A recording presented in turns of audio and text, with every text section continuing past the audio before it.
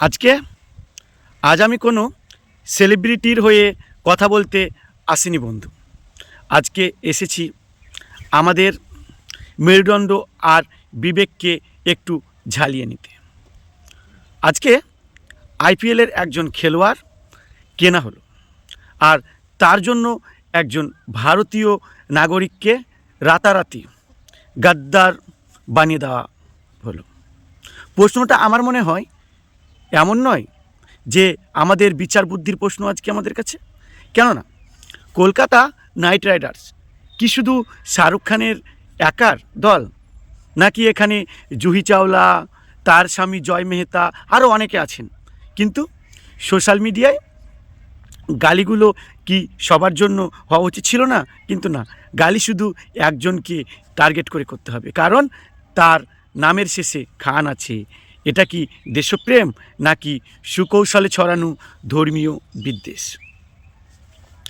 আইপিএলের কাকে না হবে এবং কোন দেশের কোন কোন খেলোয়াড় খেলবে সেই নিয়ম তৈরি করে বিসিসিআই, ভারতীয় ক্রিকেট বোর্ড। সেই বোর্ডের মাথায় বসে আছে কে? না তো অমিত শাহর ছেলে জয় শাহ। যদি বাংলাদেশি খেলোয়াড় নেওয়া অপরাধ হয়, তবে সেই অপরাধের দায় কার ছিল? সেই অপরাধের দায় কি জয় শাহের নয়? নাকি আঙুল শুধু একদিকেই উঠবে, যাদের টার্গেট করা খুব সহজ হবে? আর আমরা ক্রিকেট খেলোয়াড় নেওয়া নিয়ে দেশপ্রেম দেখাচ্ছি, খুব ভালো। কিন্তু আদানি এখন বাংলাদেশকে বিদ্যুৎ দেয়, আর সেখান থেকে কোটি কোটি টাকা লাভ করে আসে।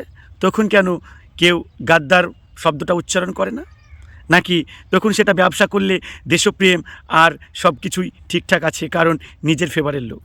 আর একজন অভিনেতা তার টিমের বোলার নিলে সে দেশদ্রোহী। এই দ্বিচারিতা বন্ধ হওয়া দরকার আছে বন্ধু।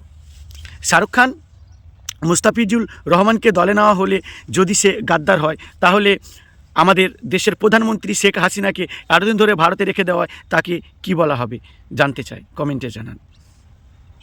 আসলে একটা কথা আছে, দেশপ্রেম কারো পৈতৃক সম্পত্তি নয় যে আপনি যাকে খুশি গাদ্দার সার্টিফিকেট দেবেন। আসল কথা হলো, আসল দেশপ্রেম আইপিএলের অকশনে নয় বন্ধু, দেশের মানুষের একতা আর ন্যায়ের মধ্যে থাকে। যখন বিচার হয় ধর্মের ভিত্তিতে, তখন সত্য ঢাকা পড়ে যায়, আর অন্ধভক্তিত্ব গড়ে ওঠে তাদের অন্ধভক্তর আড়ালে। ক্রিকেট মাঠকে রাজনীতির কুরুক্ষেত্র বানাবেন না, কারণ বিদ্বেষ দিয়ে ম্যাচ জেতা যায় না, শুধু মন বিষিয়ে দেওয়া যায়। আমরা